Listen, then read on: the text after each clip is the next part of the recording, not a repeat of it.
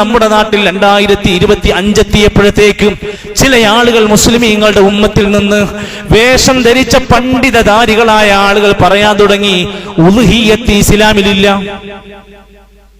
അവർ പറയുന്നത് ഉളുഹിയ്യത്ത് ഇസ്ലാമിലില്ല, ഉളുഹിയ്യത്ത് എന്ന കർമ്മം ആവശ്യമില്ല, അള്ളാഹു മൃഗങ്ങളെ ഒരിക്കലും അറക്കാൻ വേണ്ടി പറയൂല എന്ന് ചില ഖുർആനിസ്റ്റുകൾ എന്ന് വിശേഷിപ്പിക്കുന്ന വിവരം കെട്ടവരായ ആളുകൾ സമൂഹ മധ്യേ ജനങ്ങളെ വസവാസാക്കിക്കൊണ്ടിരിക്കുകയാണ്.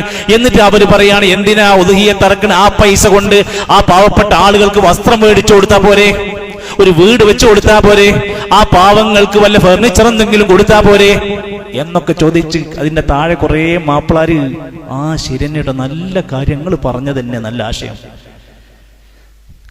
എന്റെ സുഹൃത്തുക്കളെ ചിന്തിച്ചു നോക്കി, ഇസ്ലാമിന്റെ വഹീന്റെ അടിസ്ഥാനത്തിൽ ഒരു കാര്യം പ്രഖ്യാപിച്ചു കഴിഞ്ഞാൽ പിന്നെ ഏതെങ്കിലും വ്യക്തികൾ സംസാരിക്കുന്ന സംസാരങ്ങളാണ് ശരിയെന്ന് ശരിവെക്കുകയും അതിനെ പിന്തുണക്കുകയും ചെയ്യുന്ന അവസ്ഥ നമുക്കുണ്ടാകാൻ പാടില്ല.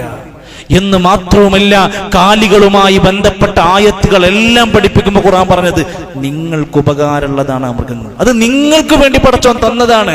വല്ലൻആമ ഖലഖഹാ ലക്കും ഫീഹാ ദിഫഉൻ വമനാഫിഉ വമിൻഹാ തഅകുലൂൻ. നിങ്ങൾക്ക് ഉപകാരമുണ്ട്, നിങ്ങൾക്ക് തിന്നാൻ വേണ്ടിയാണ് തന്നിരിക്കുന്നത്.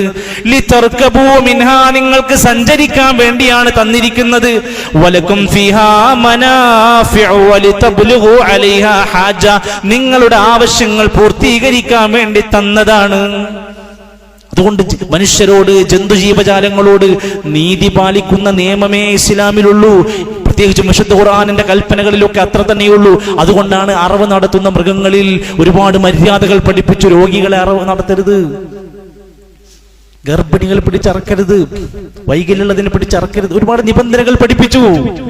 അറവ് നടത്തുന്നവൻ മര്യാദയുള്ളവനാവണം, മൃഗത്തിന് സാവകാശം കൊടുക്കണം, കത്തി മൂർച്ചയുള്ളതായിരിക്കണം, ഒരുപാട് നിബന്ധനകൾ വെച്ചിട്ട് തന്നെയാണ് ഇസ്ലാം അത് പഠിപ്പിച്ചിരിക്കുന്നത്.